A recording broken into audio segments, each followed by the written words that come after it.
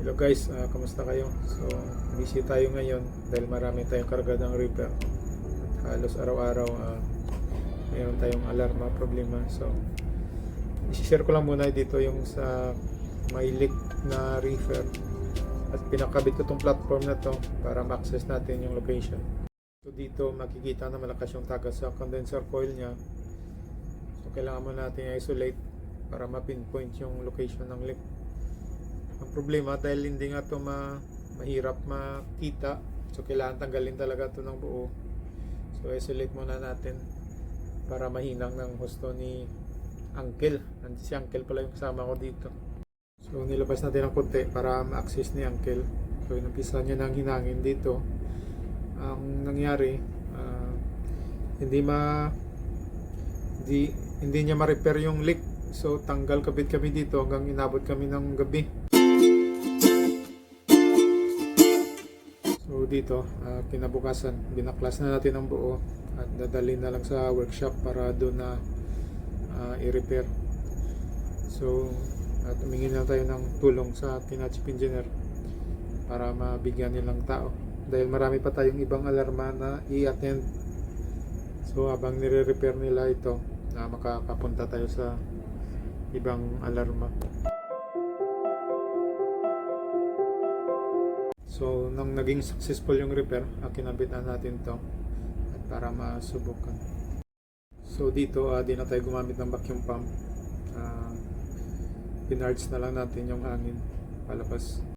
So, need lang to gawin bago yung initial charge nya habang naka-isolate pa. So, binuksan na natin yung suction saka yung discharge kasi papunta yun dun sa liquid receiver nya. So, before sa air filter. So nakasara yung balbula na yan. Pag nakasara kasi yan, bubukas yan dito sa may liquid receiver nya. So ang gagawin lang natin dito, magkakarga tayo dito sa suction. Tuloy-tuloy lang bukas ng refrigerant. At tapos i-bend out natin dito hanggang sa mawala na yung hangin. Extinguish naman natin yung hangin tsaka refrigerant dahil yung refrigerant medyo may mix ng oil yan. So ito pwede lang to gawin pag sa discharge line tayo nag-repair. Pero pag sakaling sa suction na, kailangan na talaga natin i-vacuum dahil nag-separated na yun ng expansion valve. So may hangin na matatrap dun sa loob ng system. So actually yung hangin tsaka yung refrigerant hindi naman yan mag-mix dahil magkaiba sila ng molecular weight tapos yung density. Ang pangit lang kasi pag may hangin dahil masisira, magkakaroon ng moisture system natin at mapiktuhan yung efficiency niya. Dito inumpisahan ko ng kargaan hanggang sa maging maabot na yung normal pressure niya. Pero from time to time, binibend ko to para matanggal yung natitirang hangin sa system. So sa suction pressure pala, pag chilled na cargo, suction pressure niya nasa 0 hanggang mga 4 bars pero pag frozen halos negative mula sa negative 0.2 hanggang 0.5, so malapit siya parati sa 0 pag frozen yung seating.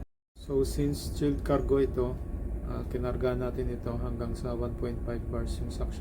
Kasi pag bumaba ka pa dyan, let's say mga below 0, mangyayari niyan mabilis mag-build up ng ice dun sa evaporator mo.